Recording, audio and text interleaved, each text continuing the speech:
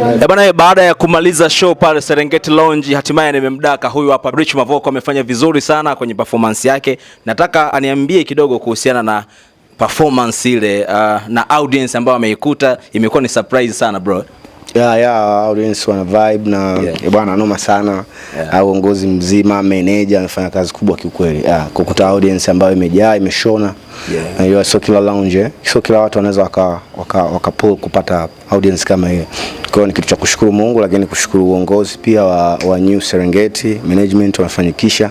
Noma sana. Shukrani sana kwao na watu wote waliofika. Maana yake kwamba Tabora walimisi sana performance yako kaka. Kabisa. Kwa hiyo walofanyikisha kuwaleta wale watu pia ni jambo la kuwashukuru. Kiacha Mwenyezi Mungu ndo mkubwa, lakini watu walofanyikisha pia. Inamaanisha nini kichwani mwako unapoona mashabiki zako wanaimba na wewe verse to verse, mstari kwa mstari, kila engo wanapita na wewe, inakaaje kaka? Inaonyesha kwamba watu wanachokideliver watu wana appreciate na ni kitu kizuri.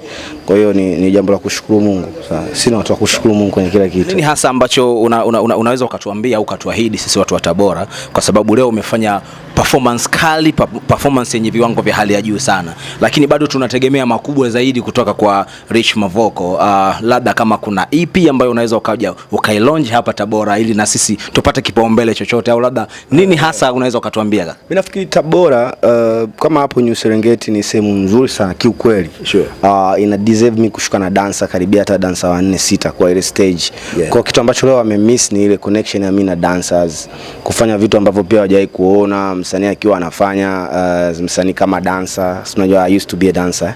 So kuna vitu vidogo ambavyo wamemiss kwenye show leo. So ile full performance na dancers, nafikiri hiyo next time Tabora watapata hiyo sasa, ambao nilikuwa nawaonesha the magic dancing na vitu vya ajabu ndio vitu ambavyo wamemiss leo, lakini kila kitu kuimbiwa, sijui magoma kubondwa, yote wamepata. Hongera sana bro kwa dancing nzuri. Thanks man. Kuhusiana na project ambazo zinakuja pia kwenye muziki, labda kama kuna collaboration ambayo inatoka nje, au labda kama kuna nini kinafuata baada ya kazi zako mpya umeziachia siku za hivi karibuni?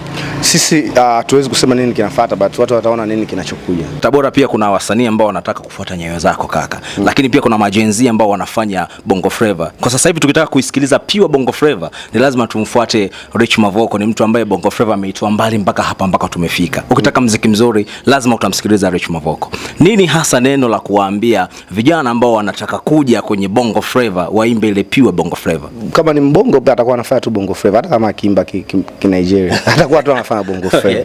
So I think watu tu wa focus na vitu vizuri. Mimi napendaga muziki mzuri, no matter how utakuwa ni bongo flava au chochote. Kitu chochote kizuri tu kinaweza kikapika. So make sure anafanya muziki mzuri.